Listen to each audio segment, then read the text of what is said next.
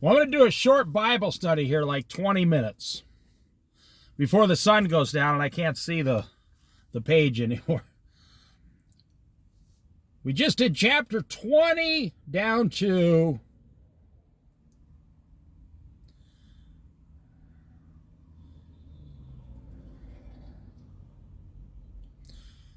verse 7. So we're on verse number 8. It's really hard to see here in the dark. Verse 8.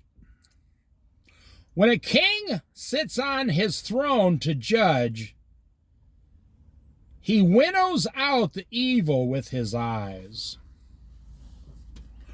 You know, if they're talking about kings, they got to be talking about Jesus Christ, the King of Kings. Because you always got to go to the top. God is our example of purity and perfection. Jesus Christ is God. And so Jesus Christ is our example of what a king should be. So when it talks about a king, it's talking about what the king should be. Some of them were like that, and most of them were not. Most of the kings throughout the world have been pure evil. Most of the leaders, the rulers, the governments, they all fail. Let me put it this way. Something maybe you've never heard of. You realize that every single government has failed since the creation of the world? You're like, whoa, I never even thought about that. Every single government has failed since the creation of the world. What does that tell you? It's a failing system. Outside of Christ, it's a failing system. The United States will eventually fall. Now, I believe that's going to happen at the rapture. I believe about 40% to possibly 50% of the United States people will be raptured because they're Christians. Now, can you imagine if 40% of the United States disappears in the twinkling of an eye? Well, you'll see, you'll find out at that moment just how important the United States was. Instant collapse. Now, what's going to happen? Only about 5% of Chinese people from China are Christians, and only about 5% of their population will disappear. So it won't matter to you. You will be in heaven. But if you're here during the 7-year tribulation, China is going to immediately go and put half of its people in the United States of America. I'm not making this up. If you are raptured, you will have a bunch of Chinese people living in your house while you're in heaven. And they will be using your resources, taking over the military, taking over your jobs, everything. Finally, the Christians are gone. They will be singing praises. We got rid of those Christians, and now we have enough houses. We have enough. The Christians were the ones who caused all the problems. Now we have enough of everything. And I'm not kidding. They'll send 200 million Chinese over to America immediately. But it won't matter to you because you will be in heaven as a believer, raptured. So when it says, when a king sits on his throne to judge, he winnows out the evil with his eyes. That's the king's job. But if you think about Jesus Christ, King of Kings, he's looking down throughout the earth right now tonight. You know, you do not have to live a dull, boring life. Did you hear what I said? You do not have to live a dull, boring life on this earth. You know, the Bible says, as a believer, for those who please God, God will bless them so much that they won't even keep track of the days of their lives. You won't even, when God blesses you so much, you don't even keep track. I'm not kidding. It's just one blessing after another, after another, after another. You're just always full of joy. You don't have to live. See, you're living for the world So at the best, the world can only offer you stupid, mundane, boring entertainment. But God, Jesus Christ, offers you exciting, things to do every day. I'm telling you, if you're living for the world, you're a dull, boring person. If you're living for Jesus, truly, you're always smiling, excited, and ready for the next job. And you don't worry about all the small, tiny little things that they worry about in the world. And that is what Jesus is doing right now with his eyes. He's searching through the earth for those who want to follow him. He's searching, searching, searching. Who wants to follow me? Think about it. I've always said, man, if you're living for the things of this world, like I just had a guy pull up next to me in one of those $125,000 trucks. Man, this thing is huge. This thing is half the size of my apartment. I'm not kidding. It's only a truck. And I'm sitting in my $2,000 automobile, and we both went to the same store to buy the same bread. Except I'm not making a $1,200 a month truck payment. Now, I don't know, maybe his parents left him $500,000 or something. I'm not judging the guy. Here comes another $90,000 truck. Between these two trucks, I'm looking at $200,000. These two trucks equal one of your houses out there. Wow. One of the tires and the rim on this truck, this new truck, costs more than my entire vehicle. One tire with the rims is about $2,000 each, so there's $8,000 worth of tires and rims.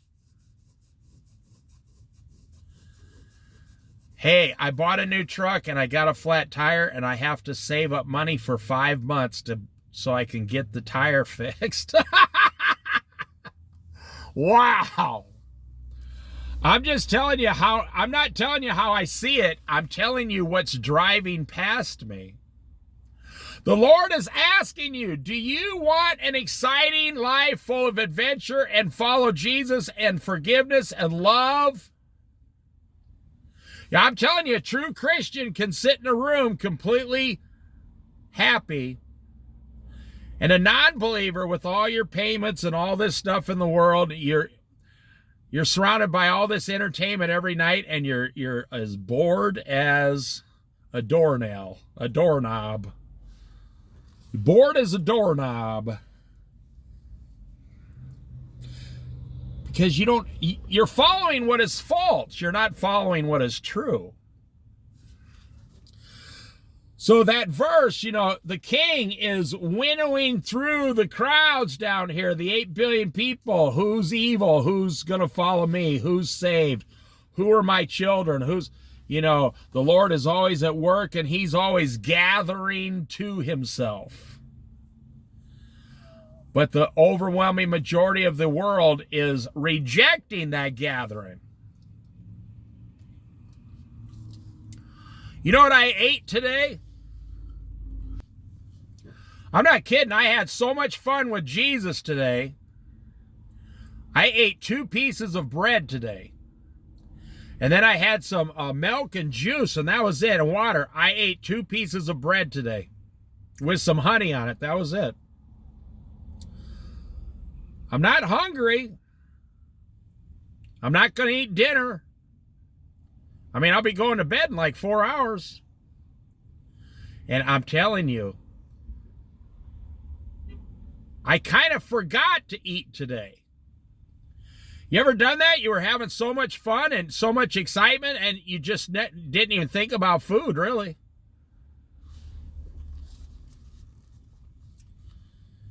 I'm telling you the truth.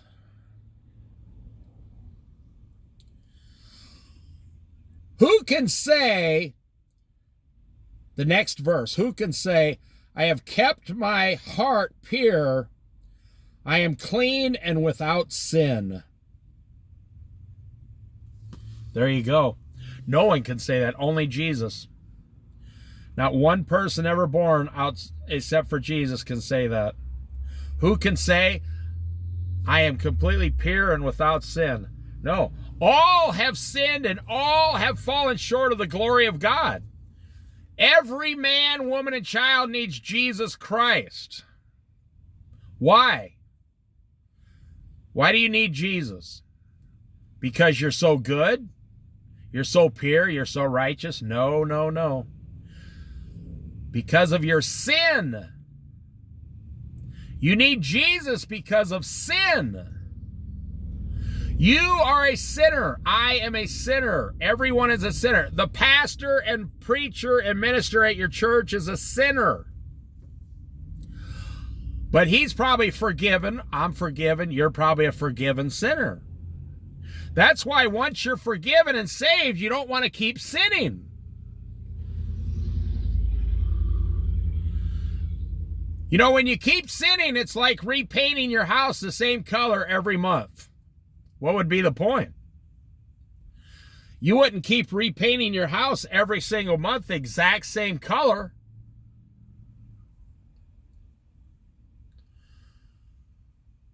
That's what sin is. Once you're once your house is painted, you leave it for 4 or 5 years.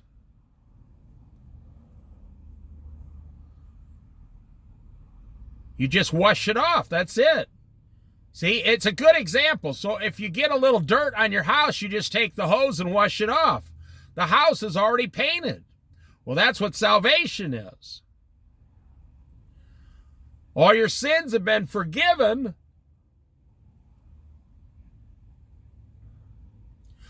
But if you get a little dirty and, unintentionally, I hope you're not sinning intentionally, but unintentionally, then you just, Jesus told Peter, you've already been washed. I only need to wash your feet.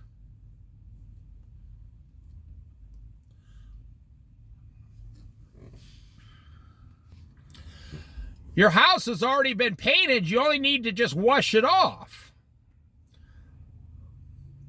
I saw another guy here. I'm not joking. A dually diesel truck, over $130,000. Brand new. Still got the tags on it. He's got a big, huge $100,000 boat behind it. Now, this guy, he's not making payments. He paid cash he got the cash somehow. $250,000 to go fishing. Honey, I'm going to go down and get my fishing license down at the Buy Mart. How much does that cost? $380,000? I can think of a lot better things to spend that money on than catching a fish. Imagine being on The Price is Right, Bob Barker. You just won $80,000. You won both showcases. What are you going to do? I'm going to go catch a $10 fish. Hey, you just won the lottery, $42 million. What are you going to do? I'm going to go catch some $8 fish down at the river. Okay, I can think of a lot better things to do with $300,000 than catch a fish. I would have my fish delivered to my house. I would be eating the best fish man could, create. Already cut up and everything. That's hilarious. Now I'm going to end right here because I'm almost out of time on this thing here. Who can say I have kept my heart pure? I am clean and without sin. I think about these trucks that my dad used to drive. He used to own a 1967 Chevy C10, 1967. Had a 350 engine in it. So we put over 150 pickup loads of wood through that truck. And my dad drove it back and forth to work every single day for 17 years. He owned that truck. And it had a low granny gear on it too. It was a 4-speed with a low granny gear. And my dad had this thing every 2 years because it was Iowa and it was cold. He would buy a brand new battery every 2 years. Now, batteries are much better today. Back then, they only lasted 3 or 4 years, and he didn't want to get stuck somewhere, so every 2 years, he'd buy a brand new battery and take the old battery out and put it in one of my piece of junk cars. My dad paid about $4,000 for that truck, which was a lot of money back then. And he owned it for 17 years. And someone came along and said, and bought it from him for like $800. And they said, why are you buying that truck? He says, because your dad has a reputation on how he takes care of the engines in his vehicles, and I'm buying it for the engine. I want the engine out of his truck.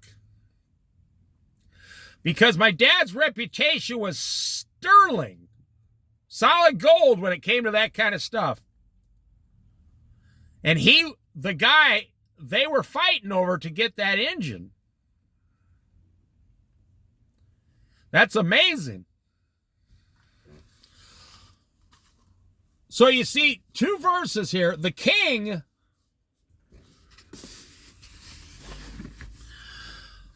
of Kings is searching through the earth. You know, the truth is your boss is searching for someone also. You think, how do I get ahead at my job? How do I get ahead at my job? Have you ever walked into your boss's office and say, hey, you got 10 minutes? He'll say, yeah, sure, sit down. Say, okay, listen, I want a big promotion. And I want more money. But here's what I offer you. And that's what the boss is going to listen to. They say, okay, what do you offer? I'll do whatever you tell me, whenever you tell me to do it, and how you tell me to do it. I'll always be in a good mood. I'll always come to work. I'll hardly ever call in sick.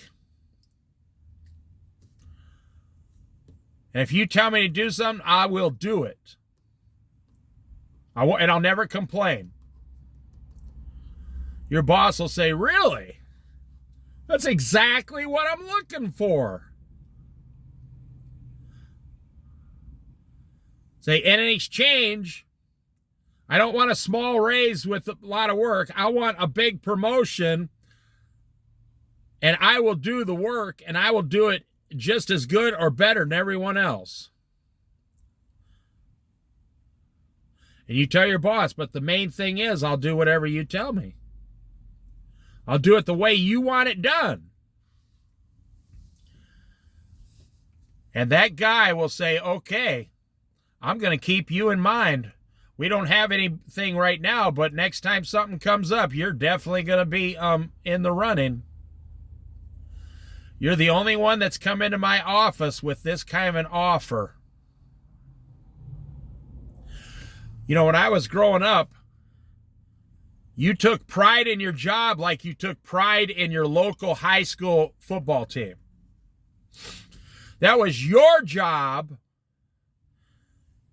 And you had certain guys, 100 guys and women down there. That was your job, your company. That was where you got all your money. You were loyal to that job. You'd punch someone in the nose if they talked about the owner of your job. Because that's where you got the money to pay your house, your truck, your kid's college, whatever. The hospital bill when your child was born. That's where you get your health insurance. It used to be loyalty to the company and the boss, the owner of the company. Yeah.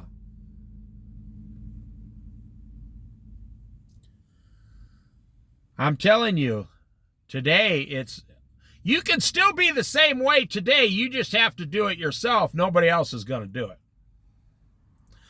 You have to decide how you're going to live, my friend.